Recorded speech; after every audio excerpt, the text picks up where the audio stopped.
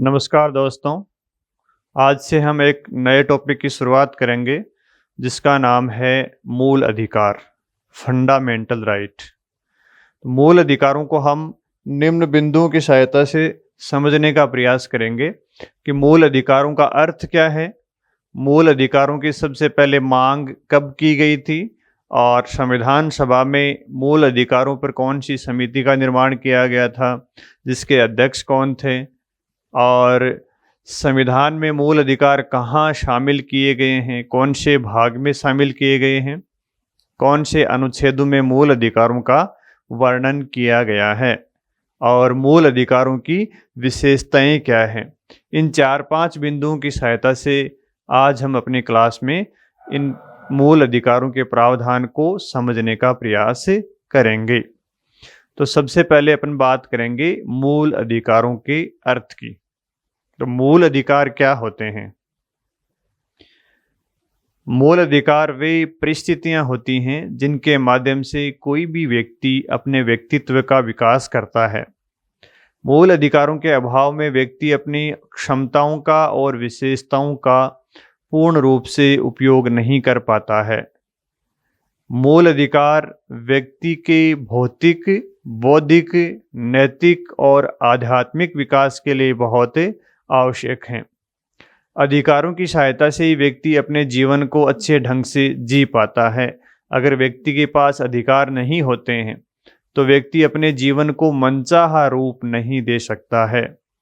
मूल अधिकारों को हम मानव अधिकार और कानूनी अधिकार से तुलना करके भी समझने का प्रयास करेंगे। तो आइए देखते हैं मूल अधिकार और मानव अधिकार तथा कानूनी अधिकार में क्या अंतर होता है। मानव अधिकार,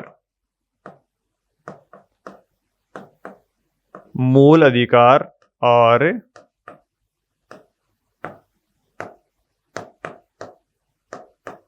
कानूनी अधिकार, इन तीनों में क्या अंतर होता है, क्योंकि कई बार अपने चर्चा के दौरान ये विषय आएंगे। मूल अधिकार यानी ह्यूमन राइट्स आप सुनते भी होंगे बार बार, और मूल अधिकार का मतलब है फंडामेंटल राइट, फंडामेंटल राइट्स, और कानूनी अधिकार का अर्थ है लीगल राइट। तो आइए देखते हैं इन तीनों में क्या अंतर है। आपने बाल गंगाधर तिलक का स्टेटमेंट सुना होगा। उन्होंने कहा था कि स्वराज्य मेरा जन्मसिद्ध अधिकार है। तो इसका अर्थ ये कि हम कुछ अधिकार पैदाइशी लेकर आते हैं, कुछ अधिकारों को हम जन्म के साथ ही ले आते हैं। वो किसी व्यवस्था के द्वारा, वो किसी राज्य के द्वारा, वो किसी समाज के द्वारा या सरकार के द्वारा हमें नहीं दिए जाते हैं। ऐसे अधिकारों को हम प्राकृतिक अधिकार कहते हैं। जो अधिकार हमें प्रकृति से मिलते हैं, जन्म के साथ ही मिल जाते हैं, उन अधिकारों को हम प्राकृतिक अधिकार कहते हैं। जैसे जीवन का अधिकार, हमारी त्वचा का रंग, हमारे श्वास लेने का अधिकार, ये सारे अधिकार हमें प्रकृति प्रदत्त हैं, किसी बाह्य व्यवस्था के द्वारा हमें प्रदान नहीं किए गए हैं। तो ऐसे अधिकारों को हम प्राकृतिक अधिकार भी बोल सकते हैं।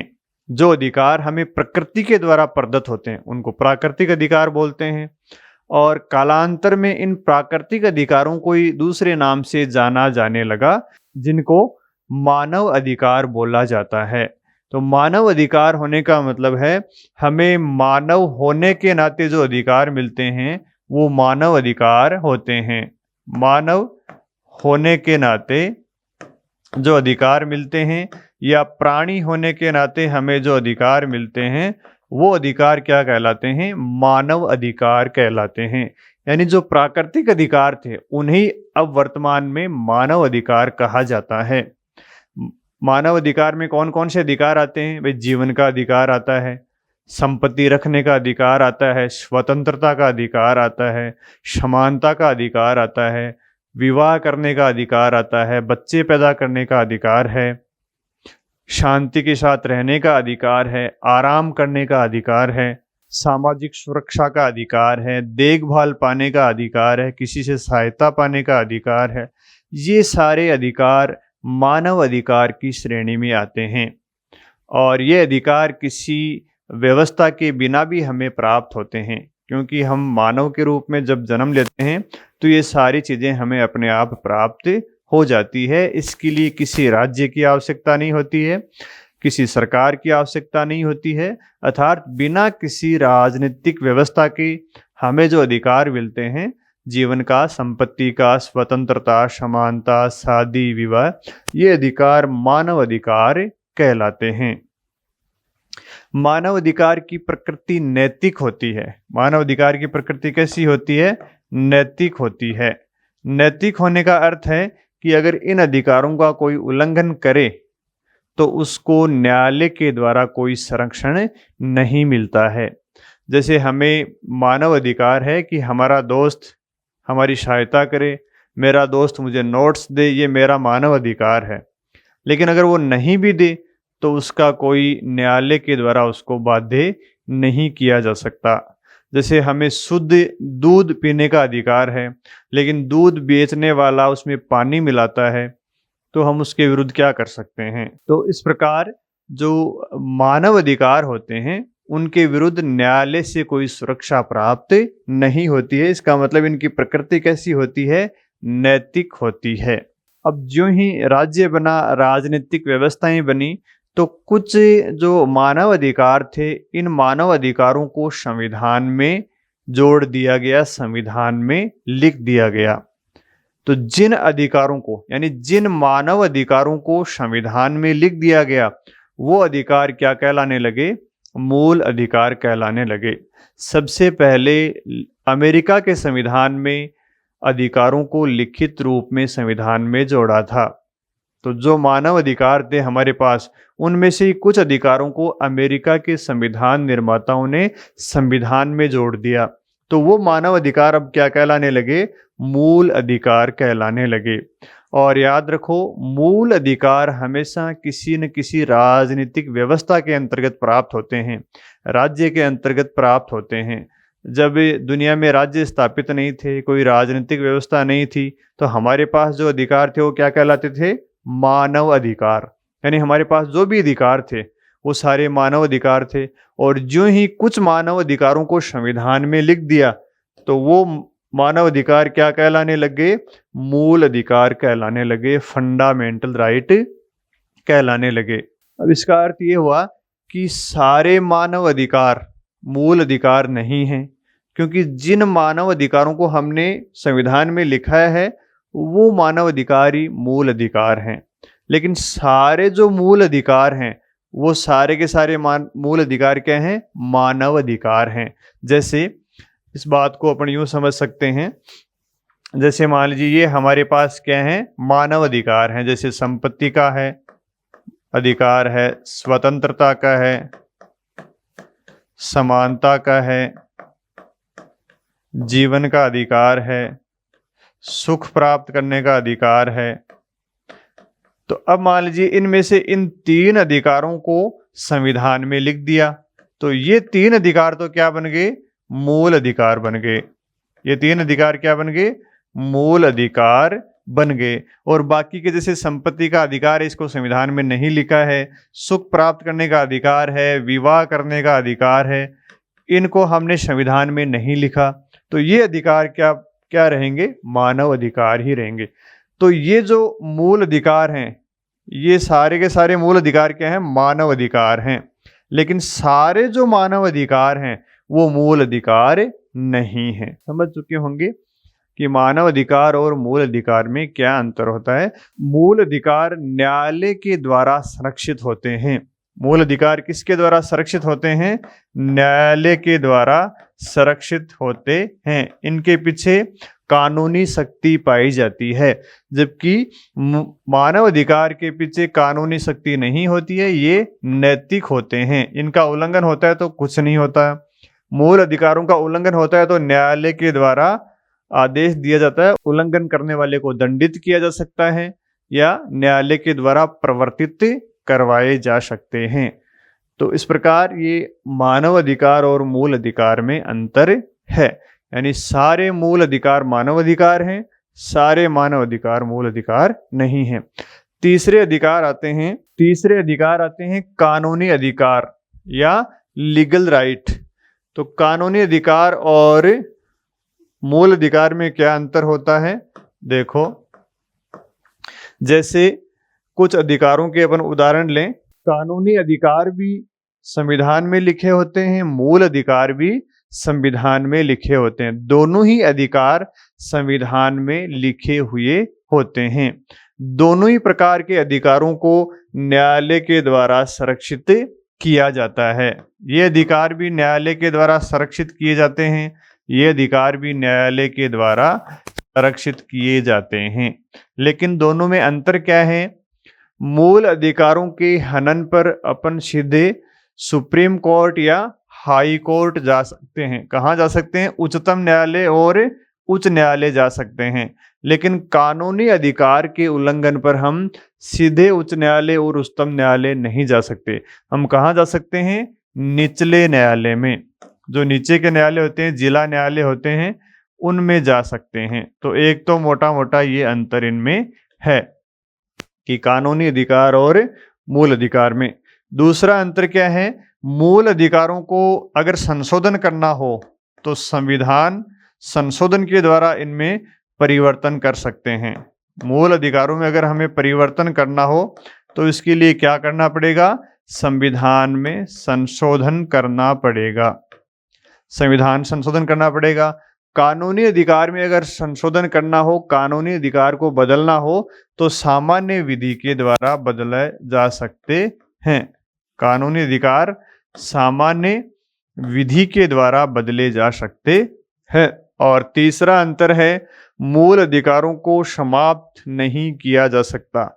ऐसे मूल अधिकार जो मूल ढांचे के भाग हैं उनको समाप्त नहीं किया जा सकता, जबकि कानूनी अधिकारों को समाप्त किया जा सकता है। कानूनी अधिकारों को क्या किया जा सकता है? समाप्त किया जा सकता है। लेकिन मूल अधिकारों को, जो मूल ढांचे के भाग हैं, बेसिक स्ट्रक्चर के भाग हैं, उनको समाप्त नहीं किया जा सकता है। यानी इनको पूर्णतः समाप्त नहीं किया जा सकता। कौन से मूल अधिकारों को समाप्त नहीं किया जा सकता? जो मूल ढांचे के भाग हैं। मूल ढांचे का भाग है भाई। मूल ढांचे का जो सिद्धांत है वो केशवानंद भारतीवाद में न्यायालय के द्वारा दिया था। मूल ढांचे का अर्थ है कि संविधान के कुछ ऐसे प्रावधान हैं जिन प्रावधानों को संसद के द्वारा संविधान संशोधन, सामान्य विधि किसी भी तरीके से बदला नहीं जा सकता। ये केशवानंद भारतीवाद में मूल ढांचे का सिद्धांत न्यायालय के द्वारा दिया था। तो मूल अधिकार समाप्त नहीं किए जा सकते जो मूल ढांचे के भाग हैं, लेकिन कानूनी अधिकार को समाप्त किया जा सकता है। तो ये तो तीनों में अंतर है कि मानव अधिकार और मूल अधिकार और कानूनी अधिकारों में। जैसे हमारे पास संपत्ति का अधिकार है और एक जीवन का अधिकार है, तो दोनों में से मूल अधिकार कौन सा है, सामान्य कानूनी अधिकार कौन सा है? तो दोनों में सबसे महत्वपूर्ण कौन है?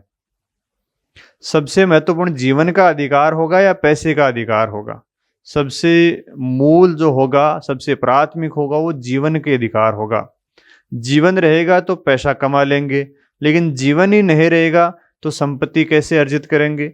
इसलिए मूल अधिकार वे अधिकार होते हैं जो अन्य अधिकारों से प्राथमिक होते हैं, जिन पर अन्य सारे अधिकार टिके रहते हैं। इसके बाद में हम देखेंगे मूल अधिकारों की मांग, कि मूल अधिकारों की सबसे पहले कब मांग की गई थी। भाई मूल अधिकारों की मांग विश्व में कहाँ की गई थी और भारत में इसकी मांग कब की गई थी? इन दो बिंदुओं की सहायता से अपन इसको देखेंगे। सबसे पहले अपन विश्व की बात करते हैं। विश्व में सबसे पहले मूल अधिकारों का विचार कब आया था, या अधिकारों का विचार कब आया? विश्व में सबसे पहले अधिकारों का विचार ब्रिटेन में आया था। कहाँ आया था? सबसे पहले ब्रिटेन में। ब्रिटेन के राजा थे जॉन फर्स्ट। जॉन फर्स्ट ने अपनी जनता को कुछ अधिकार दिए थे। एक अधिकार पत्र के माध्यम से, चार्टर के माध्यम से राजा जॉन ने जनता को कुछ अधिकार दिए थे और राजा की शक्तियों पर कुछ प्रतिबंध आरोपित किए थे। और उस अधिकार को क्या कहा जाता है? मैग्ना कार्टा कहा जाता है। ब्रिटेन के राजा जॉन के द्वारा एक अधिकार पत्र या चार्टर के द्वारा जनता को क्या दिए थे? अधिकार दिए थे। और इस अधिकार पत्र को क्या कहा जाता है? मैग्ना कार्टा कहा जाता है। ब्रिटेन के राजा के द्वारा सबसे पहले अधिकार चार्टर के माध्यम से दिए गए थे, जिसको क्या कहा जाता है? मैग्ना कार्टा कहा जाता है। मैग्ना कार्टा के माध्यम से दुनिया में पहली बार अधिकारों का विचार हमारे सामने आया था। ब्रिटेन के बाद में फ्रांस में 1789 ईस्वी में मानव अधिकारों की घोषणा की गई थी।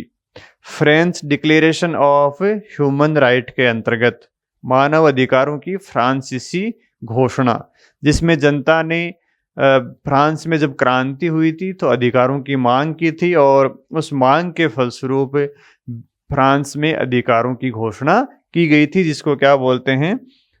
मानव अधिकारों की घोषणा। मानव अधिकारों की घोषणा। मानव अधिकारों की घोषणा 1789 ईस्वी में कब की गई थी? 1789 ईस्वी में। और फ्रांस के बाद में अधिकारों को सबसे पहले लिखित रूप अमेरिका में दिया गया था। 1791 ईस्वी में अमेरिका में अधिकारों को लिखित रूप दिया गया था। अमेरिका में 1791 ईस्वी में अधिकारों को संविधान में जोड़ा गया था। इसका मतलब यह है कि विश्व में सबसे पहले संविधान में किस देश के द्वारा अधिकार दिए थे? तो उत्तर है अमेरिका के द्वारा 1791 ईस्वी में। 1791 ईस्वी में बिल ऑफ राइट के माध्यम से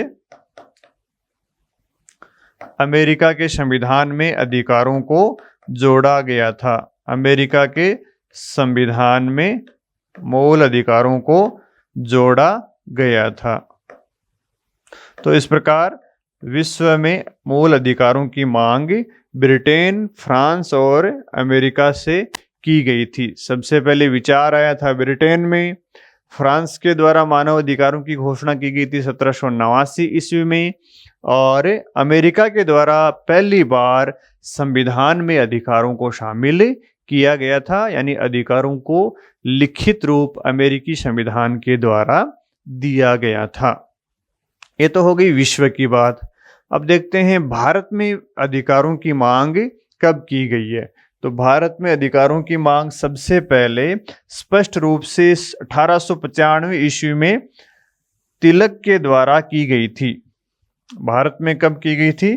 बाल गंगाधर तिलक के द्वारा 1895 ईस्वी में। और 1895 ईस्वी में तिलक के द्वारा स्वराज्य बिल लाया गया था। उस बिल में इन्होंने सबसे पहले अधिकारों की मांग रखी थी। कौन से बिल में? इसको क्या बोलते हैं? स्वराज्य बिल भी बोलते हैं या इसको कॉन्स्टिट्यूशन ऑफ इंडिया बिल भी बोलते हैं। Constitution of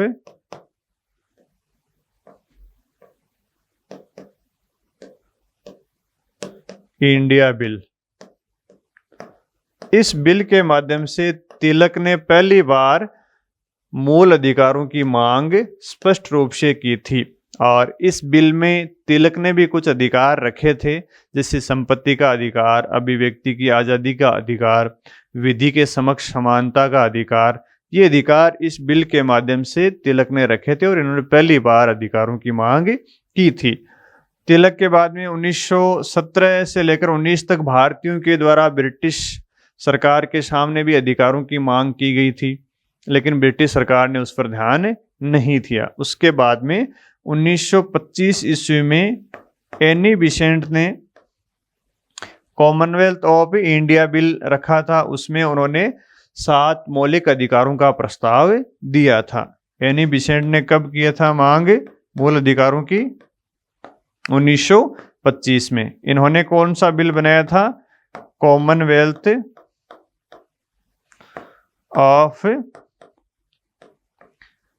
India bill. ये इन्होंने ब्रिटिश संसद में प्रस्तुत किया था, लेकिन ये पास नहीं हो पाया। और इसमें भी इन्होंने 7 मौलिक अधिकारों का प्रस्ताव दिया था। उसके बाद में आते हैं 1928 में। 1928 में नेहरू रिपोर्ट के माध्यम से अधिकारों की मांग की गई थी। नेहरू रिपोर्ट के बारे में आपको पता होगा। भारत सचिव बर्किनहेड के द्वारा जब भारतीयों को चुनौती दी गई थी कि आप संविधान बना ही नहीं सकते, तो उस चुनौती के उत्तर में नेहरू रिपोर्ट के माध्यम से भारतीयों ने संविधान की रूपरेखा बनाई थी। उस रूपरेखा में नेहरू रिपोर्ट के माध्यम से मूल अधिकारों की मांग की गई थी और कहा कि भारतीय संविधान में मूल अधिकारों के शीर्षक के अंतर्गत अधिकारों को भी जोड़ा जाना चाहिए। तो नेहरू रिपोर्ट में ये मांग की गई थी कि जब भी भारत का संविधान बने तो उसमें एक मूल अधिकारों का प्रावधान जरूर होना चाहिए। और ग्रेनविल ऑस्टिन ने तो ये कहा है कि भारत में मूल अधिकारों का अग्रदूत नेहरू रिपोर्ट की मांग को ही माना जाता है। तो 1928 में नेहरू रिपोर्ट में अधिकारों की मांग की गई थी। 1928 के बाद में 1931 में कांग्रेस का अधिवेशन हुआ था कराची में, और इसकी अध्यक्षता की थी वल्लभ भाई पटेल ने। तो इन्होंने इस अधिवेशन में प्रस्ताव पारित करवाया था और मूल अधिकारों की मांग की थी। इन्होंने इस अधिवेशन में कहा था कि जब भी भारत का संविधान बने तो उस संविधान में हमें मूल अधिकारों की गारंटी प्राप्त होनी चाहिए। भारत में 1895 में तिलक के द्वारा, 1925 में एनी बिसेंट के द्वारा और 1928 में नेहरू रिपोर्ट के माध्यम से और 1931 में कराची अधिवेशन में कांग्रेस के द्वारा मूल अधिकारों की मांग की गई थी। कराची अधिवेशन में तो मूल अधिकारों की गारंटी मांगी गई थी कि जब भी स्वाधीन भारत का संविधान बने तो उसमें मूल अधिकार जरूर होने चाहिए। तो इस प्रकार ये मांग भारतीयों के द्वारा अलग अलग समय पर मूल अधिकारों के लिए की गई थी। जब भारतीयों के द्वारा मूल अधिकारों की मांग की गई थी तो उसकी प्रतिक्रिया के स्वरूप ब्रिटिश सरकार के द्वारा भारत में कैबिनेट मिशन भेजा गया था। और कैबिनेट मिशन का उद्देश्य था कि शांतिपूर्ण तरीके से भारत में सत्ता को हस्तांतरित कैसे किया जाए और मुस्लिम लीग और कांग्रेस के मध्य मतभेद को सुलझाया जाए। और कैबिनेट मिशन के प्रस्तावों के आधार पर भारत में संविधान सभा का गठन किया गया था और संविधान सभा का गठन नवंबर तक पूरा हो गया था और 9 दिसंबर 1946 से संविधान सभा की कार्यवाही शुरू हुई थी। तो जब संविधान सभा बैठी तो उसमें एक समिति का गठन किया गया जिसका नाम है सलाहकार समिति। सलाहकार समिति का प्रावधान कैबिनेट मिशन योजना के अंतर्गत भी दिया हुआ था। सलाहकार समिति। और सलाहकार समिति का गठन कब किया गया था? 24 जनवरी 1947 को। और इसके अध्यक्ष कौन थे? वल्लभ भाई पटेल इसके अध्यक्ष थे। सलाहकार समिति के नीचे 5 समितियां, सलाहकार समिति के नीचे 5 उप समितियां बनाई गई थी, जिसमें एक उप समिति है मूल अधिकारों की उप समिति, मूल अधिकारों संबंधी उप समिति।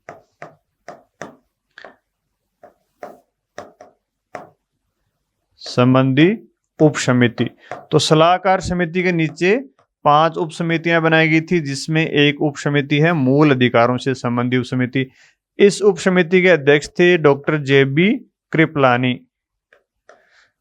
तो मूल अधिकारों की जो उप समिति थी उसके अध्यक्ष कौन बने थे? जे.बी. कृपलानी। तो जे.बी. कृपलानी की जो समिति बनी थी मूल अधिकारों वाली, वो बनी थी फरवरी 1947 को। फरवरी 1947 को। फरवरी 1947 से अपने गठन से इस समिति ने कार्य आरंभ कर दिया और इस समिति की जो रिपोर्ट थी वो रिपोर्ट सलाहकार समिति के अध्यक्ष पटेल के द्वारा अप्रैल 1947 को पहली बार संविधान सभा में पेश की गई थी। और उस रिपोर्ट को पेश करते समय पटेल ने ये प्रस्ताव दिया था कि जो अधिकार दिए जाने हैं उनको दो भागों में बांट दिया जाना चाहिए। पटेल ने कहा कि वाद योग्य और अवाद योग्य दो प्रकार के अधिकारों में हमें बांट देना चाहिए। तो अधिकारों को दो भागों में बांटने की सिफारिश किसने की थी? वल्लभ भाई पटेल ने, जो कि सलाहकार समिति के अध्यक्ष थे। उन्होंने अधिकारों को दो भागों में बांटने की बात अप्रैल 1947 में संविधान सभा में कही थी। हालांकि 1945 में स्प्रू समिति के द्वारा भी अधिकारों को दो भागों में बांटने की बात की गई थी। स्प्रू समिति बनी थी 1945 में। इस समिति के द्वारा भी अधिकारों को वाद योग्य अधिकार और अवाद योग्य अधिकार में बांटने की बात की गई थी। वाद योग्य अधिकार और अवाद योग्य अधिकार का अर्थ क्या होता है? देखो, वाद योग्य अधिकार का अर्थ होता है कि ऐसे अधिकार जिनके उल्लंघन करने पर न्यायालय की शरण ली जा सके। वाद योग्य अधिकार का अर्थ है जिन अधिकारों के उल्लंघन पर न्यायालय में जा सकते हैं, वो वाद योग्य अधिकार हैं। अवाद योग्य अधिकार का अर्थ है जिन अधिकारों के उल्लंघन पर न्यायालय में नहीं जा सकते, यानी न्यायालय के द्वारा वो संरक्षित नहीं होते हैं, जबकि वाद योग्य अधिकार न्यायालय के द्वारा संरक्षित होते हैं। तो मूल अधिकारों पर संविधान सभा में 38 दिन वाद विवाद हुआ, बहस चली थी। कितने दिन बहस चली थी? 38 दिन। मूल अधिकार वो सबसे महत्वपूर्ण पार्ट है जिस पर संविधान सभा में सर्वाधिक अवधि तक चर्चा की गई थी और 38 दिन इस पर चर्चा की गई। कुछ दिन इस पर उपसमिति के द्वारा चर्चा की गई, कुछ दिन एडवाइजरी कमेटी ने भी इस पर चर्चा की और कुछ दिन संविधान सभा ने भी इस पर चर्चा की थी। तो ये तीनों मिलाकर होते हैं 38 दिन। मूल अधिकारों की उपसमिति के सिफारिशों के आधार पर भारतीय संविधान में 7 मूल अधिकार जोड़े गए थे। भारत का जब संविधान बना था 1949 में और 26 जनवरी 1950 को लागू हुआ था, तो भारत के मूल संविधान में 7 मौलिक अधिकार जुड़े हुए थे जो मूल अधिकारों की उपसमिति की सिफारिश पर जोड़े थे। तो भारतीय संविधान के कौन से भाग में मूल अधिकारों को जोड़ा गया है? तो भाग 3 में मूल अधिकारों को जोड़ा गया है। आप जानते हो भारतीय संविधान में 22 भाग हैं और 395 अनुच्छेद हैं और वर्तमान में 12 अनुसूचियां हैं। तो भारतीय संविधान के भाग 3 में क्या जोड़े गए हैं? Fundamental right. और अनुच्छेद कहाँ से कहाँ तक हैं? 12 से 35 तक।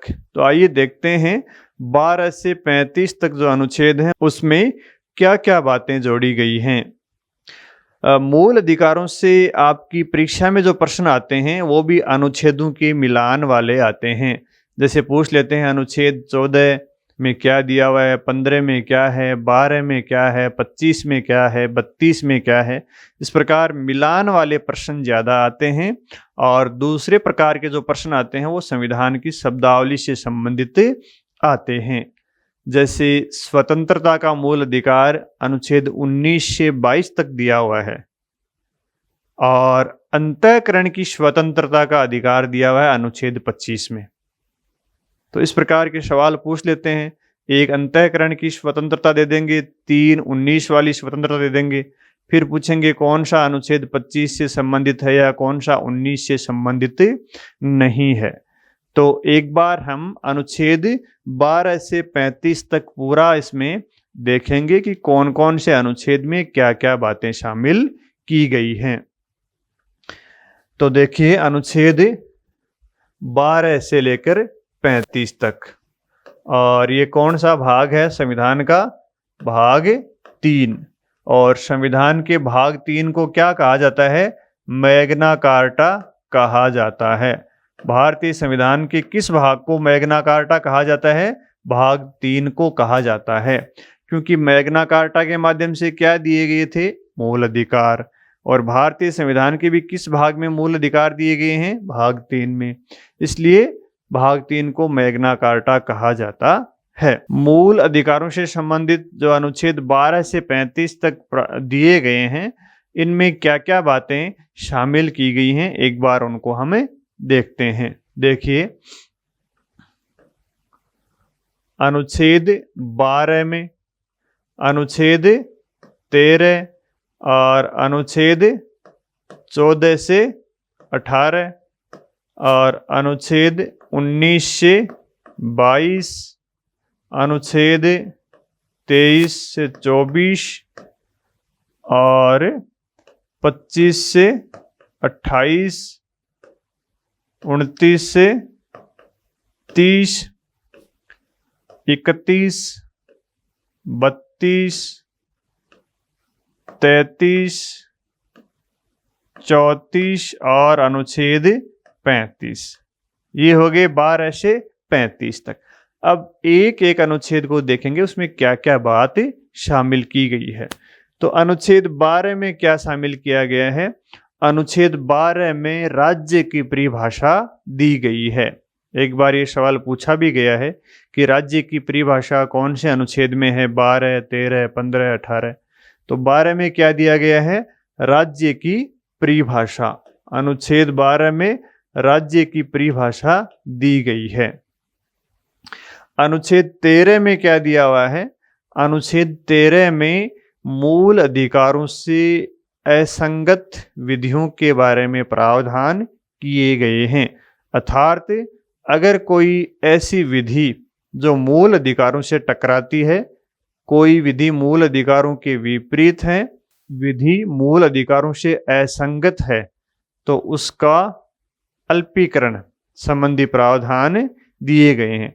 साधारण भाषा में अपन कह सकते हैं, अगर कोई मूल अधिकारों से विधि टकराती है तो वो विधि क्या हो जाएगी? अवैध हो जाएगी। ये बातें कहाँ दी गई हैं? अनुच्छेद 13 में। तो अनुच्छेद 13 में मूल अधिकारों का संरक्षण किया गया है। मूल अधिकारों के संरक्षण से संबंधित बातें हैं।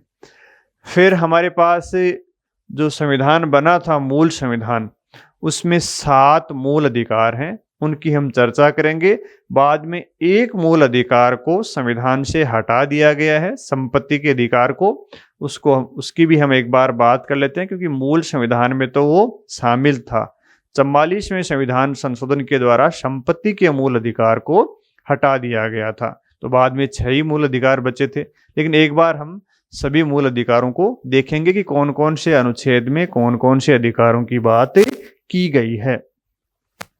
तो पहला अधिकार आता है समानता का मूल अधिकार। समानता का मूल अधिकार। समानता का मूल अधिकार दिया हुआ है अनुच्छेद 14 से 18 तक। 14, 15, 16, 17 और 18 में। अनुच्छेद 19 से 22 तक दिया हुआ है स्वतंत्रता का मूल अधिकार।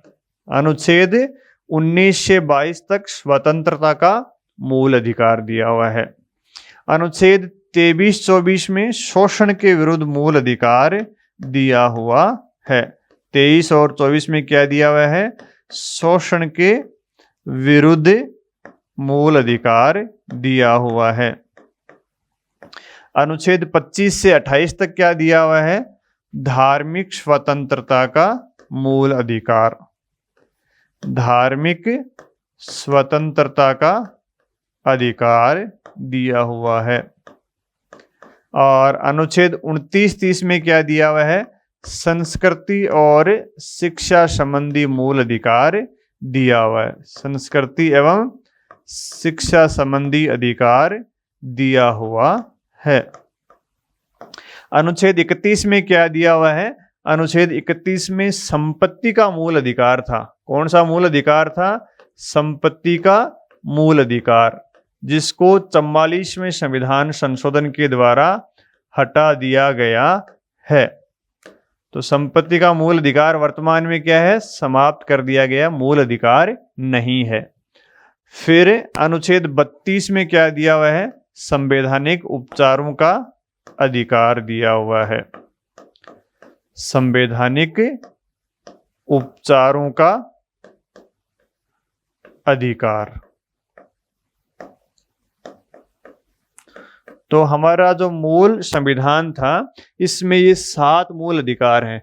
समानता का मूल अधिकार 14 से 18, स्वतंत्रता का मूल अधिकार 19 से 22, शोषण का विरुद्ध अधिकार, शोषण के विरुद्ध अधिकार अनुच्छेद 23 से 24, धार्मिक स्वतंत्रता का अधिकार 25 से 28, शिक्षा और संस्कृति का अधिकार 29-30, और अनुच्छेद 31 में दिया हुआ संपत्ति का मूल अधिकार, जिसको 44वें संविधान संशोधन अधिनियम 1978 के द्वारा मूल अधिकार की श्रेणी से हटाकर अनुच्छेद 300 क में जोड़ दिया गया है, जो वर्तमान में एक कानूनी अधिकार है। तो वर्तमान में संपत्ति का अधिकार कौन सा अधिकार है? कानूनी अधिकार, कानूनी या वैधानिक अधिकार है। कहाँ स्थित है? संविधान के अनुच्छेद 300 क में। संपत्ति का अधिकार मूल अधिकार वर्तमान में नहीं है। इस तथ्य को ध्यान में रखना चाहिए, कई बार परीक्षाओं में पूछा जाता है। फिर छठा मूल अधिकार आता है, ये तो हटा दिया इसलिए छठा ये हो गया, संवैधानिक उपचारों का अधिकार। तो ये 6 मूल अधिकार दिए गए हैं, इसको हटा दिया गया है 7वें मूल अधिकार को। तो प्रश्न आ जाए कि मूल संविधान में कितने मौलिक अधिकार थे? तो 7। वर्तमान में कितने मूल अधिकार हैं? तो उत्तर है 6। कौन सा हटा दिया गया है? संपत्ति का मूल अधिकार। कब हटाया था? 44वें संविधान संशोधन अधिनियम 1978 के द्वारा। वर्तमान में संपत्ति का अधिकार कैसा अधिकार है? कानूनी अधिकार, वैधानिक अधिकार। कानूनी अधिकार और मूल अधिकार में अंतर आपको पहले ही बता दिया गया। फिर बात करते हैं अनुच्छेद 33, 34 और 35 को। इनमें से भी कई बार सवाल पूछे जाते हैं, जैसे अनुच्छेद 35 का पूछा गया था पिछली परीक्षाओं में। तो अनुच्छेद 33 में क्या प्रावधान है? अनुच्छेद 33 में देखो क्या प्रावधान है। अनुच्छेद 33 और 34 ये मूल अधिकारों पर प्रतिबंध की बात करते हैं। किसकी बात करते हैं? मूल अधिकारों पर प्रतिबंध की। अनुच्छेद 33 में किस पर प्रतिबंध लगाया जाता है? कर्मियों पर, जो सरकारी कर्मी होते हैं, या व्यक्तियों पर प्रतिबंध की बात की जाती है। व्यक्तियों पर प्रतिबंध के प्रावधान इसमें दिए गए हैं। अनुच्छेद 34 में किस पर प्रतिबंध है? क्षेत्र विशेष पर मूल अधिकारों का प्रतिबंध। क्षेत्र विशेष में कई बार प्रतिबंध लगा दिए जाते हैं, जैसे अप्सपा कानून।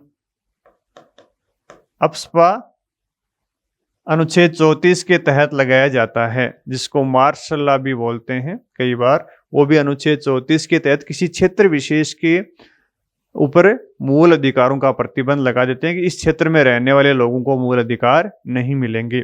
अनुच्छेद 33 किसकी बात करता है? जो सुरक्षा या सेना से जुड़े हुए लोग हैं, उन पर मूल अधिकारों का प्रतिबंध लगाया गया है अनुच्छेद 33 के माध्यम से।